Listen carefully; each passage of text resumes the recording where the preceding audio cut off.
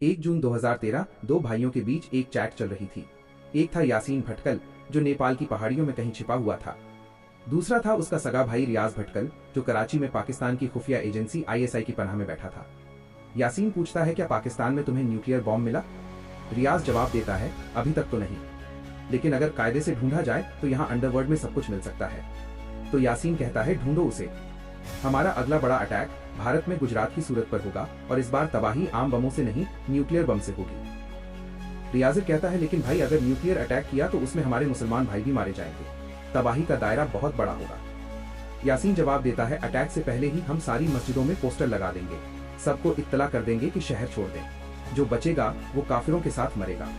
ये कोई हॉलीवुड की जासूसी फिल्म का डायलॉग नहीं था, ये एक असली इंटरसेप्टेड चैट। ये इरादा था इंडियन मुजाहिदीन के सबसे खूंखार आतंकी यासीन भटकल का, एक ऐसा मास्टरमाइंड जिसके सिर पर भारत सरकार ने 35 लाख रुपए का इनाम रखा था। उस दौर में ऐसे खतरनाक स्लीपर सेल आतंकियों को ट्रैक करके पकड़ने का सक्सेस रेट महज 13.6% था। बाकी के 86.4% आतंकी सिस्टम की खामियों का फायदा उठाकर हमेशा के लिए गायब हो जाते थे। यासीन भी उसी 86.4% का हिस्सा बन चुका था। 2005 से 2012 के बीच भारत के 12 अलग अलग राज्यों में 17 बड़े बम धमाके हुए। 220 से ज्यादा बेगुनाह लोग मारे गए, और इन सबके पीछे दिमाग सिर्फ एक ही इंसान का था। यासीन भटककर 2011 से वो पूरी तरह फरार था। वो अपना हुलिया और पहचान बदलने में इतना माहिर था कि भारत की किसी भी एजेंसी के पास उसकी कोई भी लेटेस्ट या साफ तस्वीर तक नहीं थी। लेकिन 2013 में भारत की खुफिया एजेंसियों ने एक ऐसा अंडरकोर ऑपरेशन लॉन्च किया जिसने इस भूत को नेपाल की वादियों से जिंदा खींच निकाला। कर्नाटक के तटीय इलाके में एक छोटा सा कस्बा है भटकल। इसी कस्बे की गलियों में मोहम्मद अहमद जरार सिद्दी बाबा का बचपन बीता, जो आगे चलकर दुनिया के लिए यासीन भटकल बनने वाला था। यासीन कोई अनपढ़ या गरीब लड़का नहीं था। उसके परिवार का दुबई में एक अच्छा खासा बिजनेस था। लेकिन 90 के दशक में जब भारत में students Islamic movement of India Simmi जैसी कट्टरपंथी संस्थाओं ने जोर पकड़ना शुरू किया, तो यासीन और उसके दोनों भाई रियाज भटकल और इकबाल भटकल के दिमाग में जहर घुलने लगा। 2001 में जब भारत सरकार ने सिमी पर बैन लगा दिया, तो इन तीनों भाइयों ने एक नई और कहीं ज्यादा खूंखार संस्था की नींव रखी। इंडियन मुजाहिदीन साल 2004 जाली बीच कर्नाटक। भटकल शहर के बाहरी इलाके में एक बड़ा पोस्टल मिला।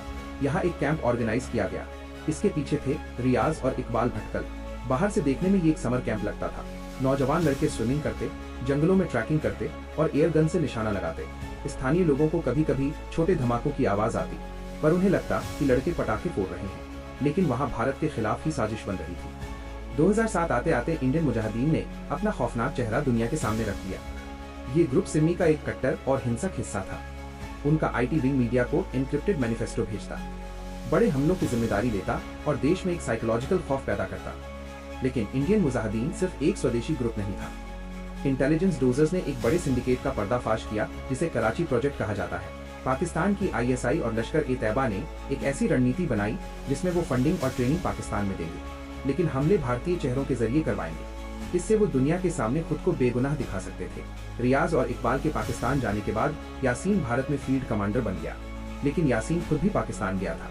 दुबई के रास्ते जाली इमिग्रेशन स्टैंप्स के जरिए उसने बॉर्डर पार किया। पाकिस्तान में उसका 50 दिन का मिलिट्री ग्रेड ट्रेनिंग प्रोग्राम चला। पाकिस्तान आर्मी के 6 इंस्ट्रक्टर्स ने उसे सिखाया कि एक आम बम और मास कैजुअल्टी ID में क्या फर्क होता है। यासीन भटकल ने बम बनाने, रिक्रूटमेंट करने और अवैध फंडिंग का पूरा इंफ्रास्ट्रक्चर अकेले कंट्रोल किया। 2008 में मुख्य बम मेकर आरिफ शेख के पकड़े जाने के बाद यासीन ने IED बनाने का काम खुद अपने हाथ में ले लिया। शुरुआत में उसके सर्किट ढीले होते थे, लेकिन जल्द ही उसने अपने डिजाइन इतने परफेक्ट कर लिए कि वो फेल नहीं होते थे। Ammonium nitrate, RDX, ball bearings और सटीक डिजिटल टाइमर्स का खतरनाक कॉम्बिनेशन। वो उडुपी के इंडस्ट्रियल सोर्सेज से डेटोनेटर्स खरीदता था। इंडियन मुजाहिदीन का पहला मॉडल आजमगढ़ मॉडल था। पढ़े लिखे इंजीनियर, डॉक्टर और IT स्पेशलिस्ट्स पर बाटला हाउस एनकाउंटर के बाद ये नेटवर्क टूट गया, क्योंकि पढ़े लिखे युवाओं का डिजिटल फुटप्रिंट होता है, जिन्हें ट्रैक करना आसान होता है। यासीन ने अपनी रणनीति बदली। उसने दरभंगा मॉडल शुरू किया। बिहार और ग्रामीण महाराष्ट्र के अनपढ़ और गरीब युवा, इन लड़कों का कोई डिजिटल फुटप्रिंट नहीं था, इसलिए खुफिया एजेंसियां उन्हें ट्रैक नहीं कर पाती थी। इस सब को फंड करने के लिए इंटरनेशनल हवाला नेटवर्क और हाई क्वालिटी जाली नोटों को मार्केट में उतारा गया।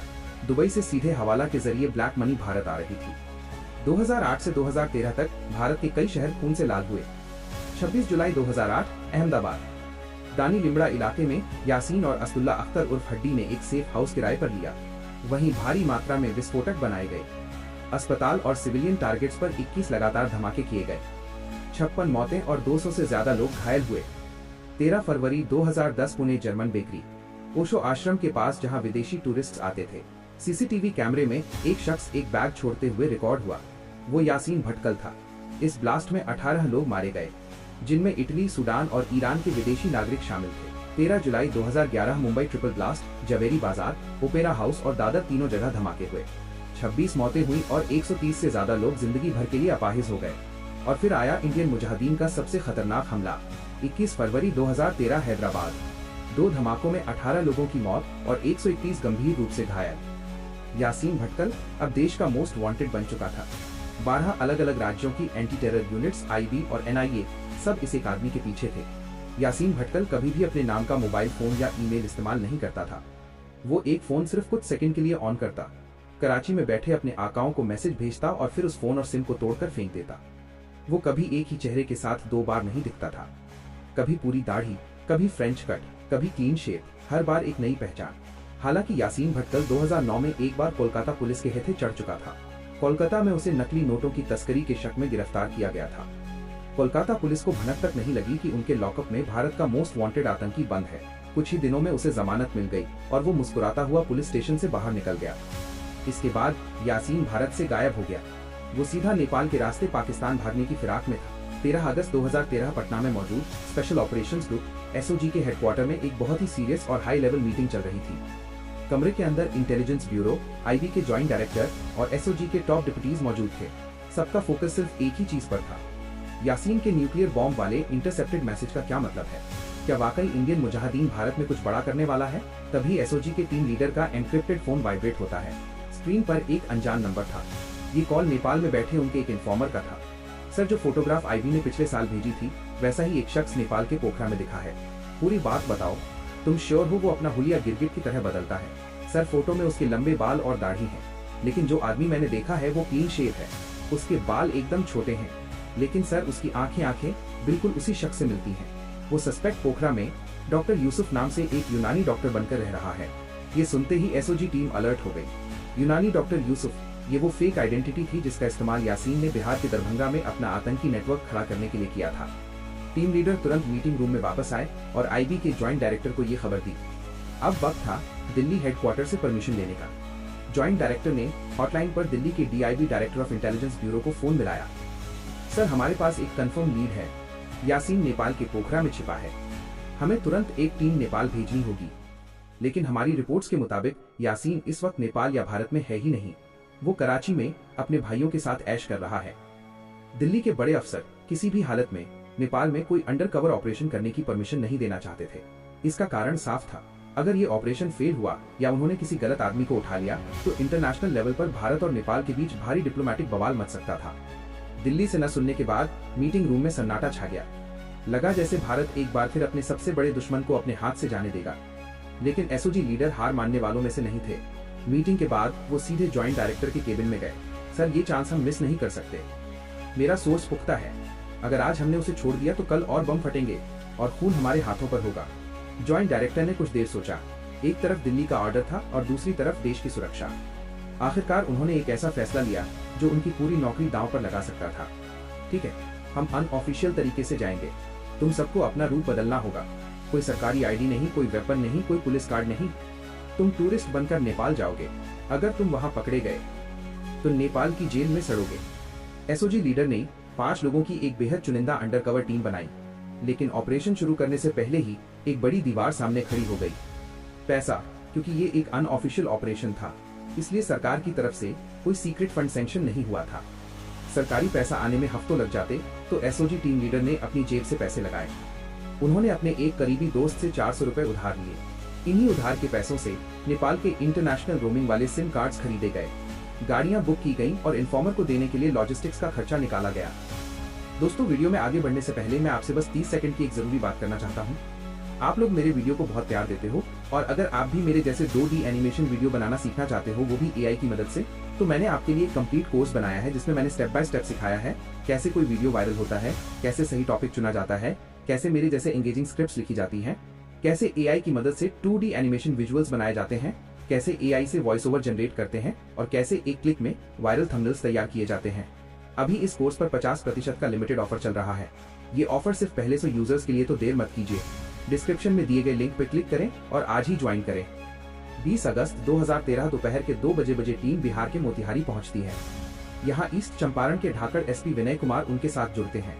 विनय कुमार का नेपाल पुलिस और वहाँ के लोकल नेटवर्क में जबरदस्त होल्ड था।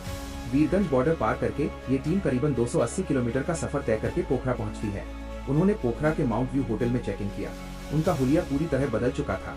बरमूडा शॉर्ट्स, चटक रंग की टी-शर्ट और गले में कैमरास लटकाए भारत के टॉप इंटेलिजेंस ऑफिसर्स अब नेपाल घूमने आए टूरिस्ट बन चुके थे। अगले दिन टीम को पोखरा में अपनी पहली बड़ी लोकल लीड मिलती है। बाल बहादुर थापा उर्फ ए अब्दुल्ला। बाल बहादुर थापा का इतिहास भी कम दिलचस्प नहीं था। वो कभी इंडियन आर्मी का एक आम सैनिक हुआ करता था, लेकिन कुछ साल पहले उसने अचानक नौकरी छोड़ दी, इस्लाम कबूल किया और नेपाल जाकर बस गया। अब उसका काम था नेपाल में घुसपैठ करने वाले संदिग्ध जिहादियों को छुपने की जगह मुहैया कराना, उन्हें मस्जिदों में पनाह दिलाना और उनका लॉजिस्टिक सपोर्ट संभालना।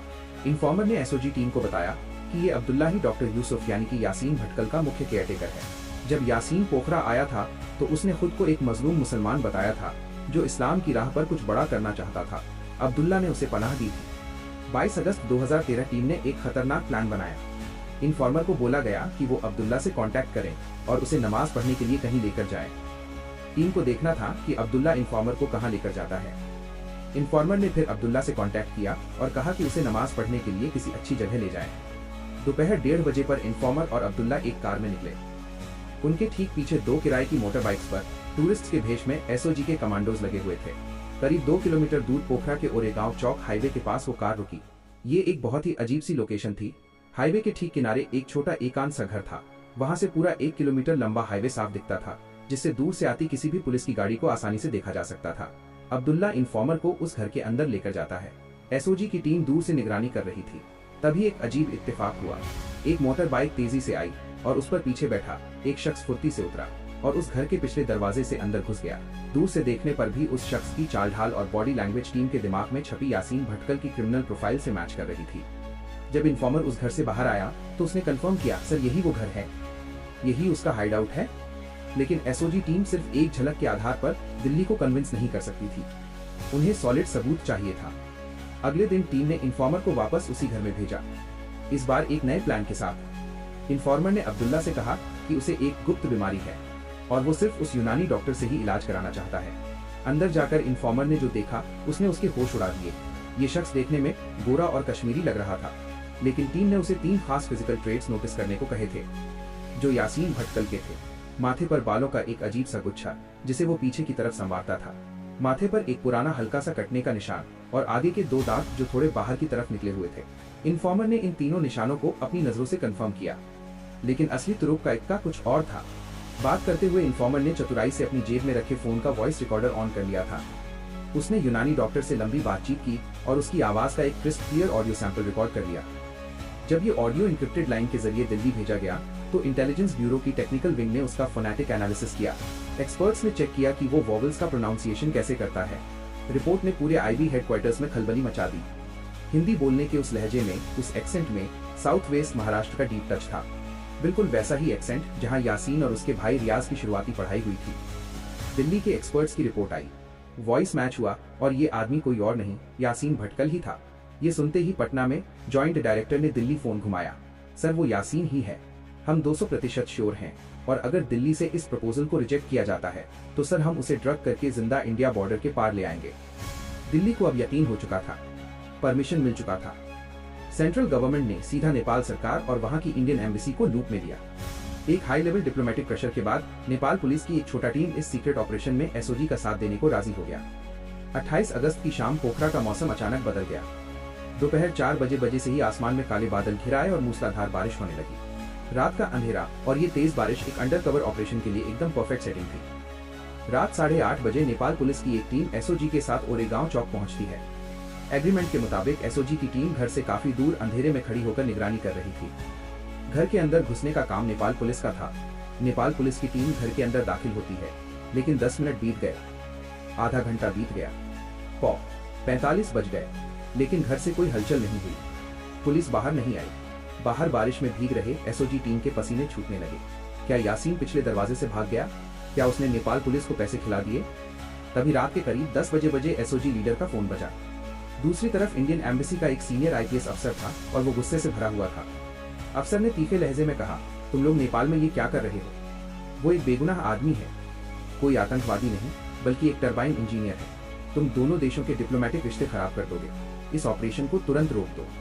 दरअसल अंदर यासीन भटकल ने अपनी चालाकी दिखा दी थी। उसने पूरे आत्मविश्वास के साथ नेपाल पुलिस को यकीन दिला दिया था कि वो कोई आतंकवादी नहीं बल्कि एक मासूम टरबाइन इंजीनियर है जो प्रोजेक्ट के काम से नेपाल आया है।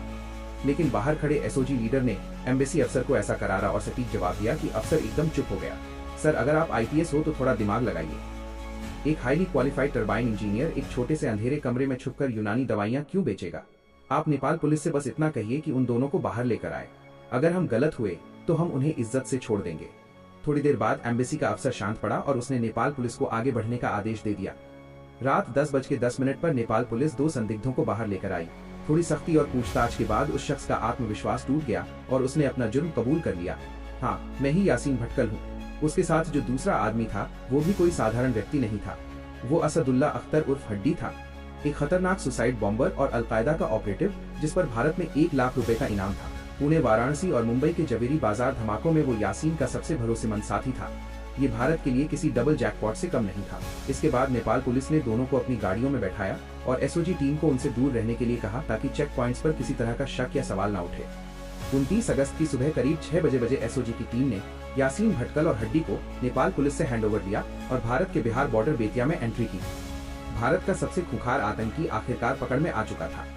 एक ऐसा मास्टरमाइंड जो कभी फोन का इस्तेमाल नहीं करता था, हर दूसरे दिन अपना ठिकाना बदल देता था और जिसने सालों तक भारतीय इंटेलिजेंस एजेंसियों को चकमा दिया।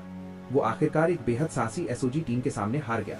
इस गिरफ्तारी को गुप्त रखा जाना था, लेकिन दिल्ली में बैठे कई बड़े मंत्री और वरिष्ठ अधिकारी जिनका इस ऑपरेशन में कोई रोल तक नहीं था, मीडिया के सामने आकर इसका पूरा श्रेय लेने लगे। और जिन असली हीरोज ने उस 5 लोगों की एसओजी टीम ने अपनी जान जोखिम में डाली, अपनी जेब से खर्च किया। उन्हें क्या मिला? टीम लीडर को सिर्फ एक कमेंडेशन लेटर मिला और पूरी टीम को कुल 1 लाख रुपए का इनाम दिया गया। भारत के इतिहास के सबसे बड़े आतंकवादी को पकड़ने के बावजूद उन्हें किसी भी वीरता पुरस्कार के योग्य नहीं समझा गया। ये सिस्टम की एक कड़वी सच्चाई थी। आज यासीन भटकल दिल्ली की तिहाड़ जेल के सेल नंबर 2 की कालकोठरी में अपनी सजा काट रहा है। उसकी गिरफ्तारी के बाद इंडियन मुजाहिदीन के दोनों धड़े लगभग पूरी तरह खत्म हो चुके हैं। भारत में उस स्तर के सीरियल ब्लास्ट का खौफनाक दौर काफी हद तक समाप्त हो गया है। लेकिन यासीन के दोनों भाई रियाज और इकबाल आज भी पाकिस्तान के कराची में मौजूद बताए जाते हैं और भारत के खिलाफ नई साजिशें रचने की कोशिशों में लगे हैं। आपको भारत का ये सबसे खतरनाक अंडरकवर ऑपरेशन कैसा लगा? क्या अपनी जान जोखिम में डालने वाली एसओजी टीम को उनका सही सम्मान और पुरस्कार मिलना चाहिए था? अपनी राय कमेंट सेक्शन में जरूर शेयर करें। अगर आपको ये वीडियो पसंद आया हो तो इसे लाइक करें, शेयर करें और चैनल को सब्सक्राइब करें ताकि हम ऐसी और कहानियां आप तक लाते रहें। तब तक के लिए जय हिंद, जय भारत।